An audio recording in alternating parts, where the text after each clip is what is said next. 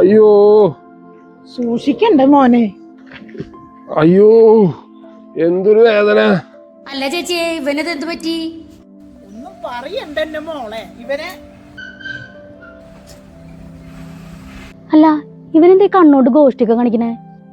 അത് ഇവൻ വേണ്ട അമ്മ, പറയല്ല അമ്മ.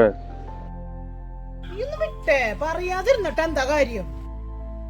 ഓരോന്ന് കാട്ടി കൂട്ടിട്ട് മനുഷ്യന്റെ മാനം പോയി. അതെ, പറയാൻ പറ്റുന്നതാണെങ്കിൽ പറഞ്ഞാ മതിട്ട് എന്നോട്. അങ്ങനെയൊന്നുമില്ല മോളെ. ഞങ്ങള് ടൗൺ വരെ ഒന്ന് പോയതാ.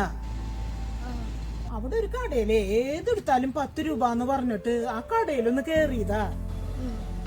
ഞാനൊരു സൈഡിന്നേ സാധനങ്ങൾ നോക്കുന്നതിന്റെ ഇടയിലേ ക്യാഷിന്റെ അവിടെ ഭയങ്കര ബഹളം. എന്നിട്ട് ഞാൻ ചെന്ന് നോക്കുമ്പോഴേ എല്ലാവരും ഇവനെ എടുത്തിട്ട് അടിക്കണ അവിടെ. അതെന്തിന്? ആ കേസിലിരിക്കുന്ന പെണ്ണിനോടേ ഇവ മോശമായി പെരുമാറി എന്നാണ് ഇവിടെ പറയണ കേട്ടത്.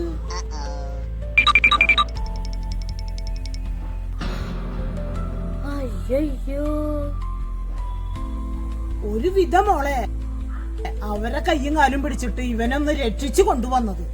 സത്യായിട്ടും നീ ആ പെണ്ണിനോട് മോശമായിട്ട് പെരുമാറിയോ? അവരൊക്കെ പറയുന്നത് കള്ള ലീവ്തേ, ഞാൻ പറയാ സത്യം. അപ്പൊ അവര് പറഞ്ഞതാ?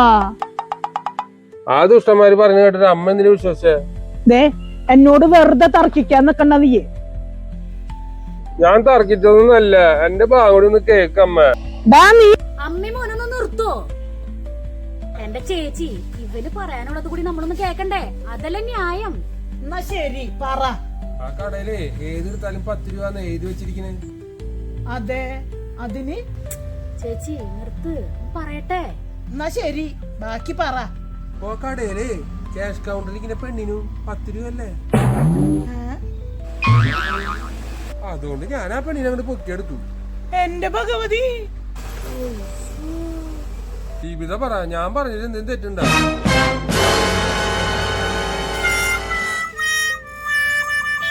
എന്റെ ഭഗവതി, ഈ കടിഞ്ഞു പൊട്ട എന്റെ വയറ്റിൽ എന്നെ വന്ന് പറഞ്ഞല്ലോ.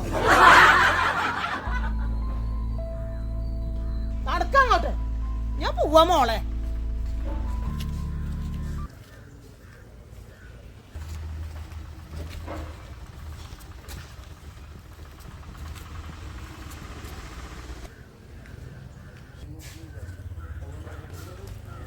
ഈ മണ്ടൻ ആ കടയിൽ നിന്ന് ജീവനോടെ കിട്ടിയത് തന്നെ ഭാഗ്യം.